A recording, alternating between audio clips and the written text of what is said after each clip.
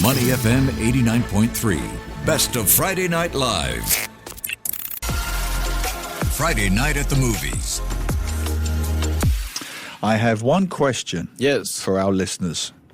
What is your favorite Leonardo DiCaprio movie? We'll get to ours because he's back. He's back this week on the big screen in Singapore, which is major news in itself, Dan, because one thing I do like about DiCaprio, he doesn't make 6 movies a year. He usually makes a movie every 2 or 3 years. Yep. He's very, very careful about the movies he chooses, the directors he works with. He works with Spielberg, Christopher Nolan, Quentin Tarantino. Yep. Now he's working with Paul Thomas Anderson. New movie out this week called One Battle After Another. Now, before I get into it, what are your thoughts on Leonardo?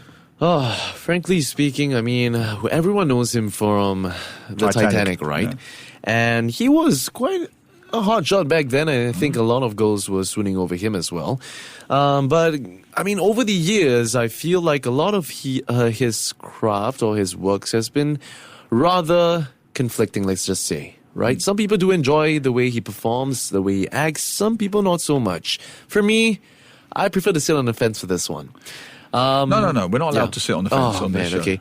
Oh, well, I mean, if I were to move the needle, I would think I would go towards the good side. Okay. Right? I think his acting is very convincing, and I think he's very, very passionate about it. There was a video of, I think, one of the Wolf on Wall Street, where Great film. there was a behind-the-scenes video of him just getting into action, like walking through, I think, the office and just shouting his lines. That was fantastic. The way he swapped in a second, right, into character. Yeah. I thought that was quite Have you impressive. seen that film? Yeah, of course. Great film. Yeah, it's great. Yeah. All right, so this is my take on Leonardo DiCaprio. What do you think? What do you guys think? WhatsApp 88550893. This new movie is typical DiCaprio. Yep. Great director, big cast. It's got 3 Oscar winners. DiCaprio, Benicio del Toro, who I love, Sean Penn. Yep. It's a quirky story about mad revolutionaries trying to bring change in modern America. So it's very timely. Yep. That's all I'll say. Yep.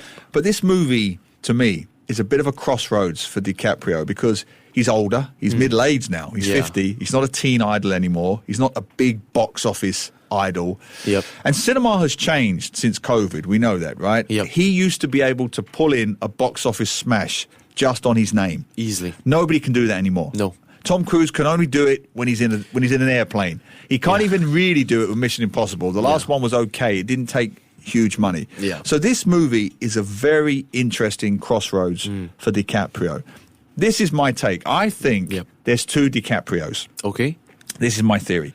There's Oscar, what I call Oscar DiCaprio, and Fun DiCaprio. Okay. And you'll guess which one I prefer. Yep. Oscar DiCaprio, which I think has dominated too much. Yep. Very serious. Yep. Very intense. Yep. He takes on the worthy roles, the awards, Revenant, right? The Inception. Aviator, The Great Gatsby, Revolutionary Road, and don't even get me started on The Revenant, right? Yeah. Did you see The Revenant? I watched briefly, like bits and pieces of it. I gotta sit down and watch the whole movie. Okay. Yeah. He's in the wild. He's an early frontier man in the US. Yep. Right? He's in the wild. He sleeps with bears. He eats real meat, the meat of a bison, which he kept saying on the press tour because he's a vegetarian. Yeah. He almost caught frostbite. Yeah. You know, he kept telling us over and over again how much he was suffering for his art, you know. And the whole world was just screaming, for heaven's sake, can you please give this man an Oscar? So he stops doing this, you know. Well, I mean, to be fair, it's been asking and waiting for it for a long time. Correct. Right? He kept trying it with The Aviator, then The Great Gatsby, and then finally The Revenant. He was bleeding. He was crying. He was eating meat on camera. And he's a vegan. You know, it's like the whole world, just give him the Oscar. Yeah. And they did. For The Revenant, he got the Oscar. Yeah. And then Fun DiCaprio came back. Now, I like Fun DiCaprio. Fun DiCaprio was in Once Upon a Time in Hollywood. Yep. Brilliant. Hilarious as this washed-up actor. Yep. The Wolf of Wall Street. This over-the-top, aggressive, drug-taking, cocaine-crazed banker, you know, trader. Yep. Catch Me If You Can. Do you remember that one? It's an old one. Steven no. Spielberg movie. No. Great fun. Don't remember. He was much younger then. Right. Great fun. When he's loose, when he's fun, when he seems like freed up, when he's not trying to be actor. So it feels like he's more authentic. He's more authentic relaxed. self, He's more fun. Yeah. those other movies, he's trying to be the actor, the lovey, the Oscar winner. I guess he can come across as a bit of a... he's trying too hard. Better with try-hard, yeah. He just a try-hard, yeah. He seems like a try-hard. So he's hope, good, don't get me wrong. I think he's a terrific actor. Of course. So I just hope this new movie, and I've seen the trailer, it's more fun DiCaprio. But it's quite a heavy subject, done in a humorous way. So I genuinely don't know. It could be a mix. It could be... It's going to be Oscar bait anyway. Yeah. So it's going to be half Oscar-worthy and half fun. Yeah, I think so. I feel like perhaps for him, he needs to lighten up a little bit more because, I mean, I've watched the movies that he was relatively serious in, and it can come across, even for the Wolf on Wall Street, right? Very intense. I think it was quite intense in certain parts. Yeah. But the fun parts were like, whoa. I think, so he has that side of him, Well, let's get on. So I was going to say, let's pick our favourite performances, right? So, okay, I've got three. Yeah. I'll go 3, 2, 1. Okay. So, okay, Catch Me If You Can, I like for the whole family. So I'm just putting that out there for the whole family. Yep. Django Unchained, which is the Quentin Tarantino one, about the slave trade and everything else. He plays this horrific, awful, nasty, murderous, racist slave owner. Wow. But his performance is electrifying. It is a bit Oscar DiCaprio, yes. He's very intense. And but he's so watchable. But and then Wolf of Wall Street is the mix.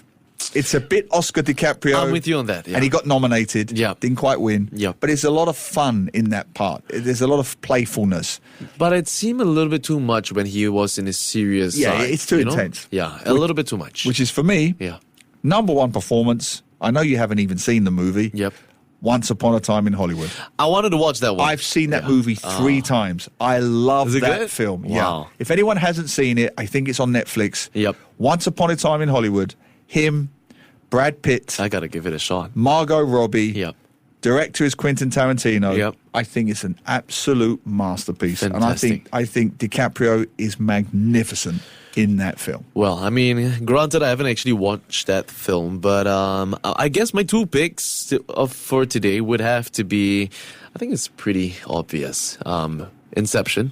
That's a great film. I really like him in Inception. Christopher Nolan. I feel like it's thanks to his co-casters. I mean, the casts of the movie as well. Yeah. I felt like they had really good dynamics. That was Tom Hardy was in that. Exactly. Cillian Murphy was in that. Yeah. And it was, I mean, Cillian Murphy. Who's a Tom Japanese Hardy, actor? Joseph Gordon-Levitt. He's good. And that great Japanese actor, Ken. What's his name? Oh, Ken Watanabe. Watanabe, yeah. Great. Yeah.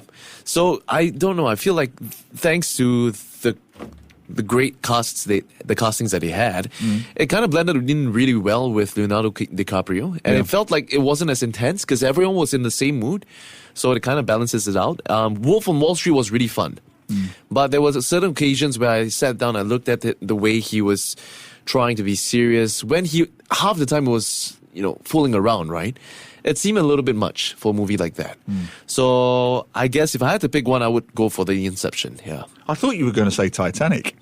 Nah, that's too cheesy. Yes, it is. I mean, it's always a good classic, right? But the Titanic, nah. No, I agree with you. For one simple reason. Kate Winslet, there was enough room on the door. Yeah. You know what? He could have been there living with you till old age, right? You could have put half of the boat on that door with you. Exactly. And you threw away that jewelry right after, Yeah. You keep it your whole life. Yeah.